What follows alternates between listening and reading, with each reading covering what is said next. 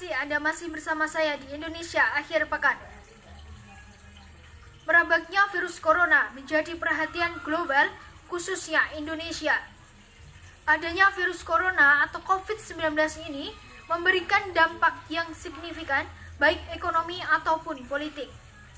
Dampak pandemi corona juga merambah dunia pendidikan. Dunia pendidikan dan kebudayaan menghadapi tantangan akibat COVID-19. Penerapan protokol kesehatan membuat perubahan model pengajaran tatap muka menjadi pembelajaran jarak jauh. Keterbatasan infrastruktur dan teknologi, modul pengajaran hingga anggaran menjadi tantangan dunia pendidikan tanah air. Untuk menekan penyebaran corona atau COVID-19 sejak Maret tahun lalu, pemerintah memutuskan agar siswa-siswi belajar dari rumah. Tak hanya itu, Presiden Joko Widodo telah menekankan pembatalan ujian nasional tahun 2020 akibat pandemi COVID-19. Kebijakan ini diharapkan pemerintah dapat mengurangi mobilitas pelajar dan mahasiswa sehingga bisa dapat menekan penyebaran COVID-19. Dalam prakteknya, proses belajar mengajar dilakukan di rumah. Siswa dan guru dibantu dengan aplikasi belajar, namun kesulitan ditemui para guru saat menjalankan metode belajar dari rumah.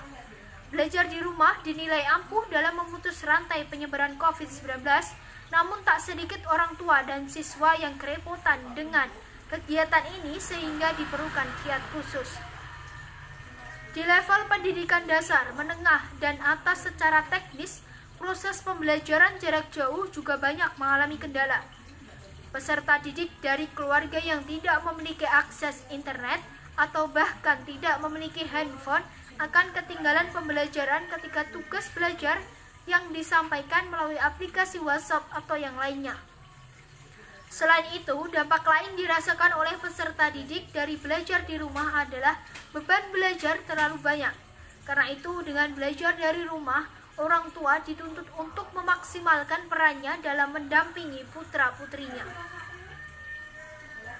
Menteri Pendidikan Nadiem Makarim ungkapkan pandemi corona berikan hikmah tersendiri bagi dunia pendidikan. Beliau mengatakan hal positif yang bisa diambil dari pandemi corona, yakni menyadarkan orang tua betapa sulitnya tugas guru dalam mengajar. Selama pandemi, hampir seluruh wilayah di Indonesia menerapkan pembelajaran jarak jauh. Peran orang tua sangat besar karena membantu anaknya secara langsung saat belajar. Menurutnya, proses pembelajaran ini meningkatkan empati yang besar orang tua kepada guru. Para orang tua jadi memahami sulitnya memberikan pengajaran yang dilakukan guru kepada siswa. Humas Pendidikan dan Kebudayaan menyebut selama pandemi COVID-19 ini, di Indonesia sektor pendidikan dan kebudayaan wajib beradaptasi dengan protokol kesehatan untuk pencegahan COVID-19. Selain realokasi anggaran, dalam 1 tahun Kemendikbud juga membantu penguatan sekolah dalam menghadapi pandemi. Salah satunya dengan penempatan dana operasional sekolah atau BOS untuk kegiatan belajar mengajar jarak jauh.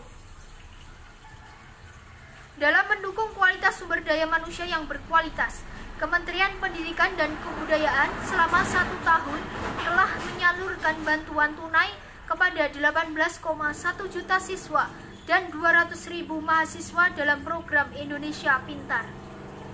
Penyediaan program dan materi pembelajaran jarak jauh atau PJJ, serta penyaluran bulan pertama bantuan kuota internet untuk 27,3 juta peserta, dan bantuan operasional atau BOS sebesar 114.713 unit laptop dan netbook ke sekolah.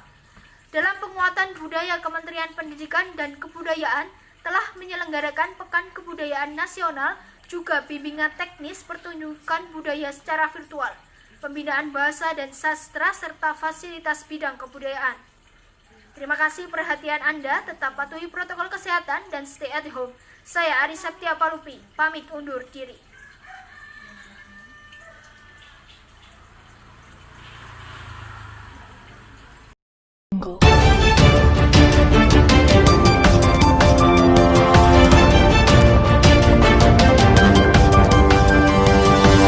Religion.